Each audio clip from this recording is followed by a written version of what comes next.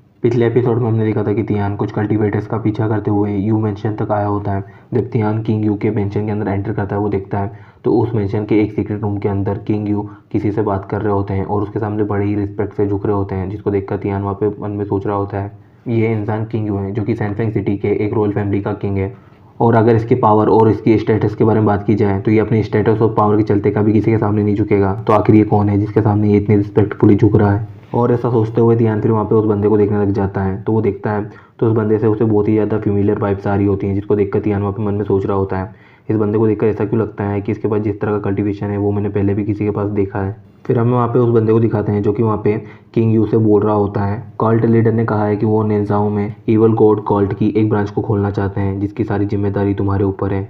उस पर्सन की बातों को सुनकर वहाँ पे किंग यू तुरंत ही वहाँ पे अपने घुटनों पे बैठ जाते हैं और उसको ग्रीट करते हुए उससे बोल रहे होते हैं कल्ट लीडर ने जैसा कहा है ये सबऑर्डिनेट वैसा ही करेगा और कभी भी कल्ट लीडर को डिसअपॉइंट नहीं करेगा। फिर वो बंदा भी वहाँ पे किंग यू के साथ वहाँ पे घुटनों पे बैठ जाता है और वहाँ पे अपने सामने किसी को ग्रीट करते हुए वहाँ पे मन में ही बोल रहा होता है इविल गॉड की दया से अब जायतियान टेरिटोरी बहुत ही जल्दी अपनी पिक पर चली जाएगी और मेरी तरह सारे बिलीवर्स जिसने इविल गॉड की वॉरशिप में अपने पूरी ज़िंदगी लगाई है, हम अपनी ज़िंदगी देकर भी इविल गॉड के इस आदेश को पूरा करेंगे। ऐसा कहते हुए वो पर्सन और किंग यू इविल गॉड को वॉरशिप कर रहे होते हैं। जब तियान वहाँ पे उन लोगों को इस तरह वॉरशिप करते हुए देख रहा होता है तब वो वहाँ पे मन में सोचने लग जाता है यहाँ पर चीज़ें इतनी ज़्यादा उलझती क्यों जा रही है। मैंने तो सोचा था यहाँ पर सिर्फ एक दो ही इंसान है जिनके पागलपन की वजह से मेरी और मेरी वाइफ की नॉर्मल लाइफ डिस्टर्ब हो सकती है, लेकिन यहाँ तो एक के बाद एक ये निकलते ही आ रहे हैं। मुझे नहीं लगता इन लोगों के बार बार के इंटरफेरेंस के बाद मैं और मेरी वाइफ एक शांत लाइफ जी पाएंगे। लगता है इन लोगों ने मन बना लिया है मेरी नॉर्मल लाइफ को बर्बाद करने का। और ऐसा कहते हुए तियान वहाँ पे अभी भी उन लोगों को गुस्से से देख रहा होता है। फिर हम वहाँ पे उस डिमोनिक वुमन को देखते हैं जो कि वहाँ पे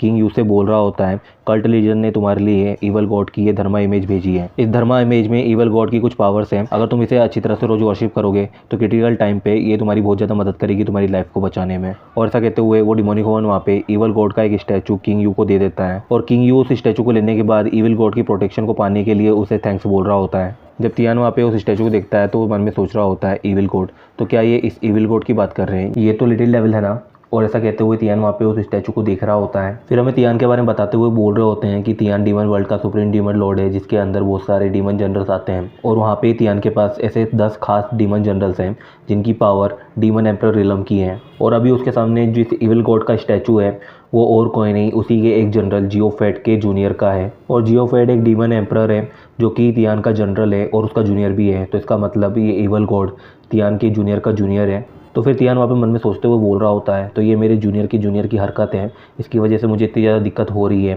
लगता है मुझे जियोफेट को जाकर एक वार्निंग देनी होगी और उसे अच्छी तरह से पीट के समझाना होगा ताकि वो अपने जूनियर्स को कंट्रोल करके रखे। फिर तियान वहाँ पे मन में सोचने लग जाता है जब वो जियोफेट से मिलेगा तब वो अपने उस जूनियर को किस तरह मारेगा। और वहाँ पे वो ऐसे ही इमेजिन करते हुए सोच रहा होता है जब जियोफेट उसके सामने आएगा तब वो उसके कान खींचकर उसको समझाएगा कि वो अपने जूनियर्स को कंट्रोल करके रखे। और ऐसे ही इमेजिन करते हुए तियान वहाँ पे अपने सामने डीमन जनरल जियोफेट को बैठा हुआ देख रहा होता है, जहाँ पे जियोफेट तियान से खुद को छोड़ने के लिए रिक्वेस्ट कर रहा होता है और उससे पूछ रहा होता है और वो तियान को बता रहा होता है कि उसके जूनियर ने जो कुछ भी किया है उसमें उसका कोई हाथ नहीं है, वो हमेशा ऐसी उल्टी से काम करते रहता है जिसकी वजह से उसे दिक्कत होती है। और फिर वो वहाँ पे तियान से रिक्वेस्ट कर रहा होता है कि वो उसे इस बार छोड़ दे, वो खुद जाकर उसे इतना पीटेगा कि वो दोबारा कोई ऐसी हरकत ना करे। जब तियान वहाँ पे ये सब सोच रहा होता है तब वो वहाँ पे समझ जाता है कि इन सब चीज़ों का कोई फ़ायदा नहीं है, क्योंकि ये सब डीमंस हैं जो कि बचपन से ही डिमोनिक डायो को फॉलो कर रहे हैं और डिमोनिक डायो को फॉलो करने की वजह से इनके दिमाग में ज़्यादातर ख्याल डिस्ट्रक्शन के ही होते हैं। और यहाँ पर तियान के सामने जो कुछ भी चल रहा होता है अगर उसे ठीक तरह से देखा जाए तो ये कुछ गलत नहीं है। जिस तरह से डीमंस की हरकत होती है ये उनके लिए एक नॉर्मल बात है।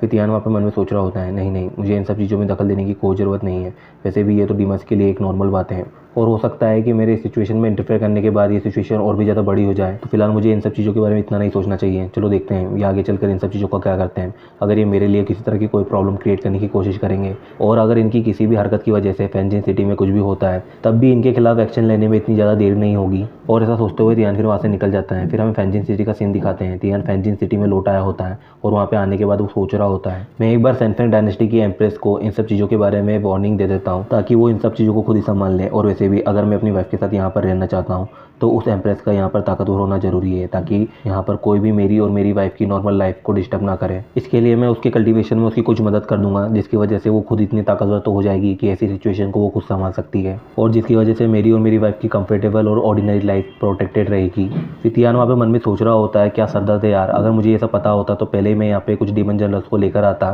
ताकि वो मेरे लिए ये सब काम कर रहे होते हैं। अब मुझे उनकी जगह पर ये गैंगस्टर वाले काम करने पड़ रहे हैं। फिर तियान वहाँ पे मन में सोचने लग जाता है कोई बात नहीं, मैं जल्दी पैलेस में जाकर उस एम्प्रेस को अच्छी तरह से समझा दूंगा कि उसे क्या करना है। फिर तियान वहाँ पे इमेजिन करने लग जाता है कि वो जब वहाँ पे सैनफेंग एम्प्रेस से मिलेगा तो वो उसे किस तरह समझाएगा। फिर तियान वहाँ पे खुद को सैनफेंग डायनेस्टी के एम्प्रेस को पीटते हुए इमेजिन कर रहा होता है और वहाँ पे वो अपनी इमेजिनेशन में उससे बोल रहा होता है, तुम इतनी ज़्यादा कमज़ोर क्यों हो, तुम्हारी वजह से मेरी नॉर्मल लाइफ बार बार डिस्टर्ब हो रही है, इसलिए अब तुम्हें ताकतवर होना पड़ेगा जिसकी वजह से अब मेरी नॉर्मल लाइफ और ज़्यादा डिस्टर्ब ना हो। और फिर तियान वहाँ पे इमेजिन कर रहा होता है कि उसकी इन सब पनिशमेंट के बाद सैनफेंग डायनेस्टी की एम्प्रेस उससे किस तरह माफ़ी मांगेगी और उससे कहेगी कि उससे गलती हो गई है और इसलिए वो उसे माफ़ कर दे। ऐसा सोचते हुए तियान वहाँ पे सैनफेंग एम्प्रेस को इमेजिन कर रहा होता है और ऐसा सोचते हुए तियान फिर वहाँ पे सोच रहा होता है जब एम्प्रेस को उसकी बात समझ में आ जाएगी तब वो उसे कुछ कल्टीवेशन टेक्निक्स और कुछ पिल्स दे देगा जिसकी वजह से वो अपना कल्टीवेशन बढ़ा सके। और इन हाई पावर टेक्निक्स और टॉप मेडिकल पिल्स को देने के बाद वो उसे अच्छी तरह समझा देगा कि अब से उसे सैनफेंग सिटी का बहुत अच्छा ख्याल रखना है और यहाँ पे किसी भी तरह की कोई प्रॉब्लम नहीं आनी देनी है। जब तियान वहाँ पे ये सब सोच रहा होता है तब वो देखता है तो अब बहुत ज़्यादा टाइम हो चुका होता है।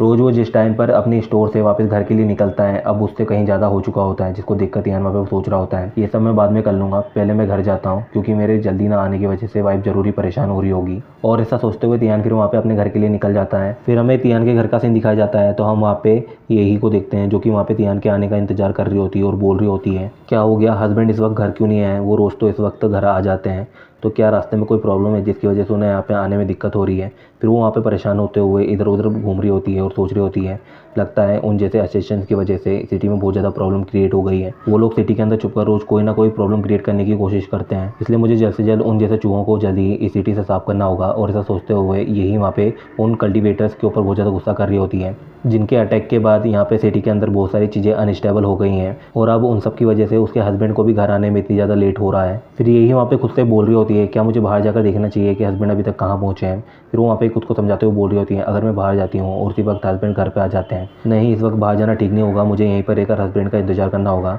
फिर यही वहाँ पे मन में सोच रही होती है अगर मैं यहाँ से बाहर नहीं जा सकती तो मैं बाकी के 6 सेक्ट को इस काम पे लगा देती हूँ ताकि वो मेरे हस्बैंड की सेफ्टी के लिए हर वक्त उनके आसपास रहें और इस सिटी में उन जैसे कल्टीवेटर्स को भी ढूंढ लें ताकि कोई भी मेरे हस्बैंड को डिस्टर्ब ना करे। जब यही वहाँ पे ये सब सोच रही होती है तब उसे वहाँ पे उसके घर के डोर से तियान की आवाज़ आती है जो कि उससे बोल रहा होता है वाइफ मैं वापस आ गया। और ऐसा कहते हुए तियान वहाँ पे जोर से चिल्ला रहा होता है तो उसकी बातों को सुनकर यही वहाँ पे थोड़ा सा डर जाती हैं। फिर वो वहाँ पे जब अपने घर के मेन डोर की तरफ देखती है तो वहाँ पे तियान खड़ा होता है जो कि अभी वहाँ पे यही को हाई कर रहा होता है। तियान को देखने के बाद तुरंत ही यही तियान के पास जाती है और गुस्से में अपना मुंह फुलाते हुए उससे बोल रही होती है तुम ये भूतों की तरह कहाँ गायब हो गए थे, कहाँ थे तुम इस वक्त और तुम अब क्यों आ रहे हो। और ऐसा कहते हुए यही वहाँ पे तियान के ऊपर चिल्ला रही होती है जिसको देखकर तियान वहाँ पे यही से डरते हुए स्माइल करने की कोशिश कर रहा होता है। तब फिर वहाँ पे तियान मन में सोचने लग जाता है हाँ सही है, इसका इतना गुस्सा होना तो बनता है, मैंने वाइफ को प्रॉमिस किया था कि मैं जल्दी घर लौट आऊँगा लेकिन मैं अभी इतनी देर बाद आ रहा हूँ और इसीलिए वो इस वक्त मुझे गुस्से में गोश्त कह रही है। और फिर तियान वहाँ पे मन में सोच रहा होता है अच्छा हुआ मुझे पता था कि ये सब होने वाला है इसलिए मैं पहले से प्रिपेयर होकर आया हूँ। फिर हम वहाँ पे तियान के पीछे उसके हाथों में एक तरह के बॉक्स को देखते हैं जो कि तियान वहाँ पे यही से छुपा रहा होता है